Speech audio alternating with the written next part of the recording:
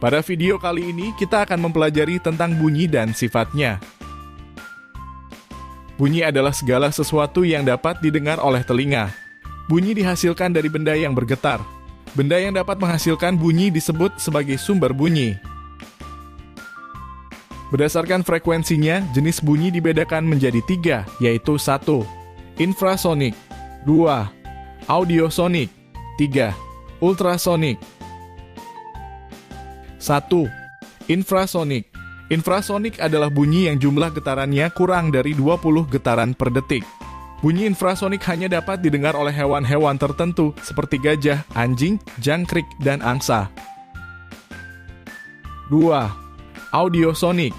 Audiosonik adalah bunyi yang jumlah getarannya berkisar antara 20 sampai 20 ribu getaran per detik. Bunyi audiosonik dapat didengar oleh manusia. 3. Ultrasonik.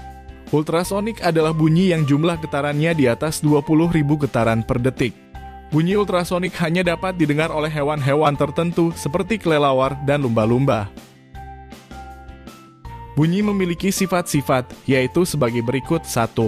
Bunyi dapat merambat melalui medium. 2. Bunyi dapat dipantulkan. 3. Bunyi dapat diserap. 1. Bunyi dapat merambat melalui medium. Agar dapat didengar oleh telinga, bunyi membutuhkan medium perambatan. Medium perambatan bunyi dapat berupa benda padat, cair, dan gas. Perambatan bunyi dari yang paling cepat ke paling lambat adalah medium padat, cair, dan gas. 2. Bunyi dapat dipantulkan. Bunyi dapat dipantulkan apabila bunyi dalam proses perambatannya dihalangi oleh benda-benda dengan permukaan yang keras. Contohnya batu, kayu, besi, dan kaca. Pemantulan bunyi ini menyebabkan terbentuknya bunyi pantul. Macam-macam bunyi pantul adalah gema dan gaung. Gema adalah bunyi pantul yang terdengar setelah bunyi asli.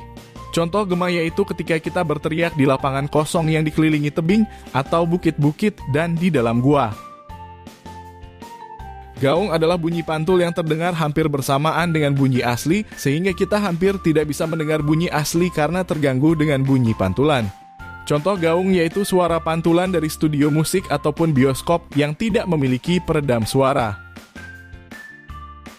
3. Bunyi dapat diserap. Selain dapat dipantulkan, bunyi juga dapat diserap. Penyerapan bunyi dapat terjadi apabila dalam proses perambatannya, bunyi mengenai benda-benda dengan permukaan yang lunak dan lembut. Contohnya kapas, kain, busa, dan wol. Penyerapan bunyi dimanfaatkan untuk mencegah gema dan gaung di dalam ruangan. Manfaat pemantulan bunyi. 1. Mengukur kedalaman laut menggunakan sonar. 2. Memeriksa kondisi janin di dalam rahim menggunakan ultrasonografi atau USG. 3. Membuat rongga pada alat musik untuk menghasilkan bunyi yang lebih keras.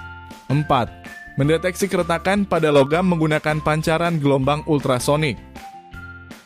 Hai teman-teman, pernahkah kalian bertanya-tanya, bagaimana kita bisa melihat dunia di sekitar kita? Tahukah kamu sumber energi cahaya terbesar di bumi? Tahukah kamu bahwa cahaya juga bisa dibelokkan ketika melewati benda transparan seperti air atau kaca? Cahaya adalah gelombang elektromagnetik yang membawa energi dan informasi dari sumbernya ke mata kita. Bagaimana cahaya merambat?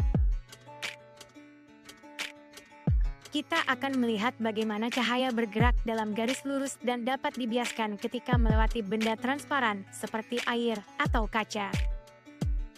Cahaya merambat atau bergerak lurus. Cahaya matahari merambat lurus saat melewati celah-celah kecil.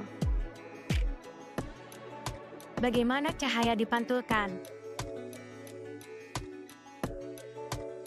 Pernahkah kamu melihat bayangan dirimu di cermin? Atau terpesona oleh kilauan air di bawah sinar matahari? Fenomena ini terjadi karena cahaya dapat dipantulkan. Pantulan cahaya ini membantu memperkuat warna-warna pelangi yang kita lihat. Cahaya yang dipantulkan dan dibiaskan oleh tetesan air hujan kemudian dipantulkan kembali ke mata kita, sehingga kita melihat lengkungan warna-warni di langit. Bagaimana cahaya bisa menembus benda bening? Kita dapat melihat benda-benda dengan jelas melalui benda transparan seperti kaca. Namun cahaya tidak bisa menembus dinding tembok. Benda yang sedikit ditembus cahaya atau buram akan terlihat samar. Bagaimana cahaya dapat dibiaskan? Sedotan yang terlihat patah ketika dimasukkan ke dalam gelas berisi air adalah karena fenomena pembiasan cahaya. Cahaya bergerak dalam garis lurus di udara, tetapi ketika melewati air, kecepatannya melambat. Ketika melihat ikan dalam kolam, posisi ikan yang terlihat oleh mata bukanlah posisi yang aslinya. Hal ini terjadi karena cahaya dibiaskan ketika menembus air. Bagaimana cahaya dapat diuraikan? Bayangkan kamu sedang memancarkan sinar laser putih dari senter. Ketika sinar laser tersebut melewati prisma, cahaya putih tersebut akan diuraikan menjadi spektrum warna, yaitu merah, jingga, kuning, hijau, biru, nila, dan ungu.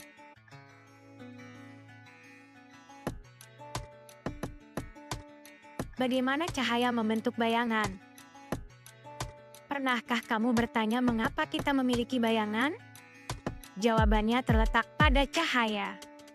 Bayangan terbentuk ketika cahaya terhalang oleh suatu benda, dan sifat-sifat cahaya menentukan bentuk dan ukuran bayangan tersebut.